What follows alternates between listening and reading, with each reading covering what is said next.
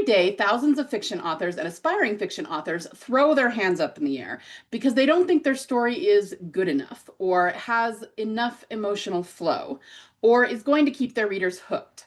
And a big part of that is because they get frustrated with their world building.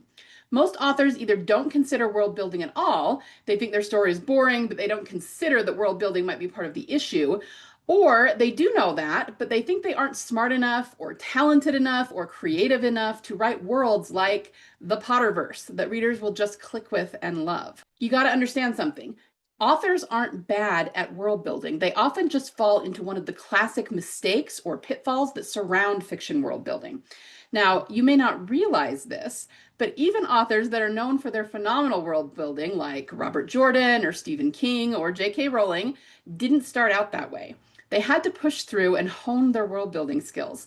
And even if they did start out with more diverse ideas than you currently have, it's just that they naturally figured out how to do what I'm going to show you how to do in this series. Not everyone is a natural at it. I'm not. I had to learn how to do this. And now that I have, I can write fun, intriguing, engaging, high-stakes worlds that my readers go nuts over, okay?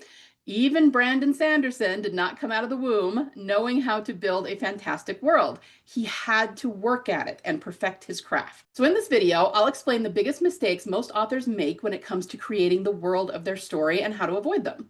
At the end, I'm going to give you a 4-step process you can implement today to automatically up-level your world building.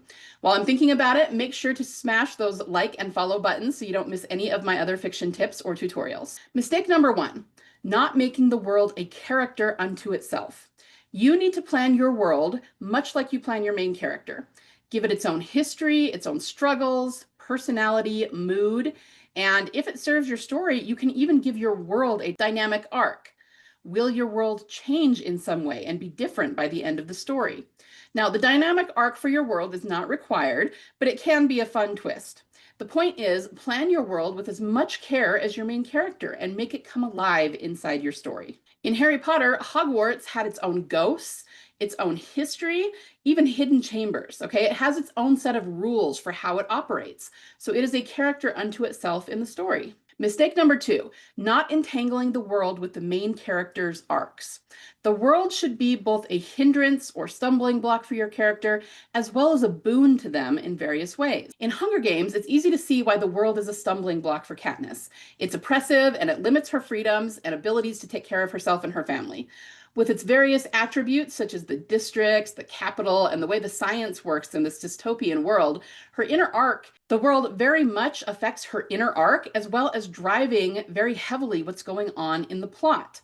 And yet, at certain junctures, Katniss finds ways to use the world's rules against it so that she can gain an advantage. So the world is both a stumbling block and a boon to her at various parts of the story. Plan this intentionally. Ask yourself, how will my world affect my character? How is it going to trip up my MC?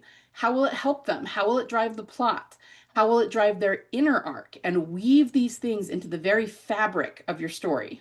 And voila, you will have a much better world that you've built around your story and your characters. Before I get to mistake number 3, I want to ask you something. Does what I'm about to say describe you? Maybe you're writing your story and you get a pretty good chunk of it done. Maybe you even use online writing blogs to help you, but you reach a point where they just aren't helping that much anymore, and you've kind of stalled out in the writing of your story.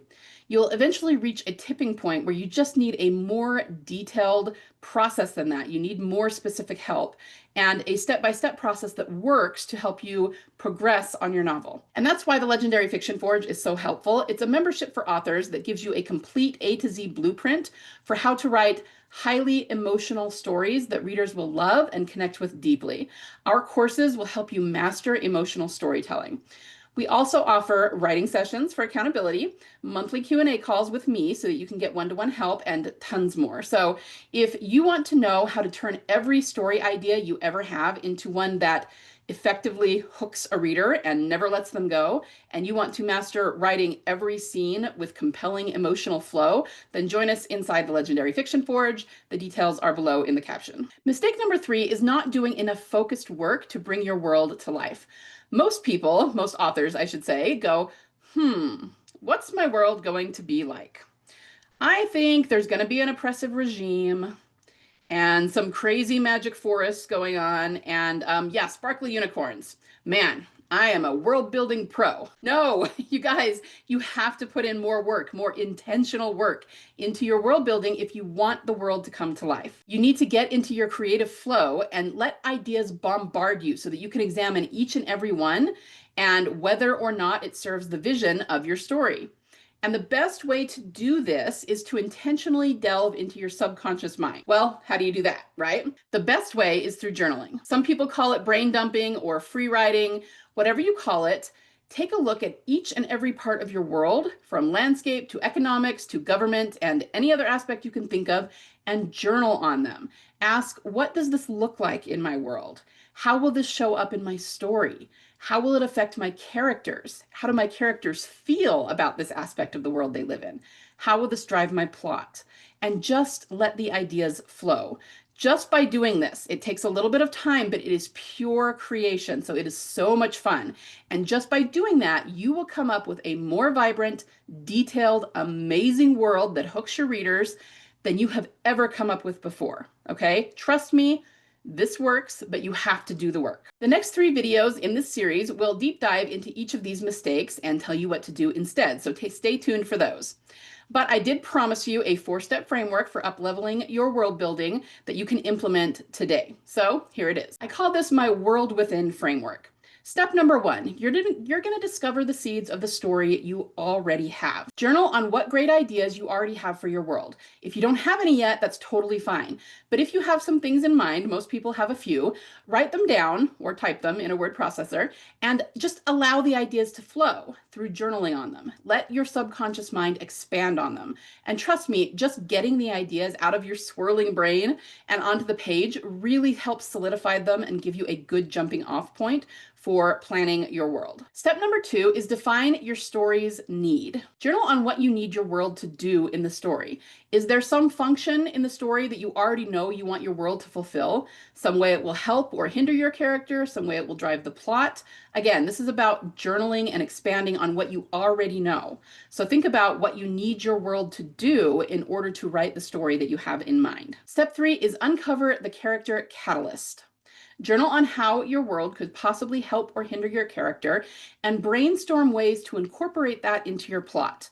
Think about how it can drive their internal arc, their feelings, their emotions about things, their transformation, and specifically how that's going to show up in terms of events of your plot. Okay, so you're going to journal on how to entangle your world and your character arc. The 4th step is to expand the ecosystem of the world. So think about every aspect of your world.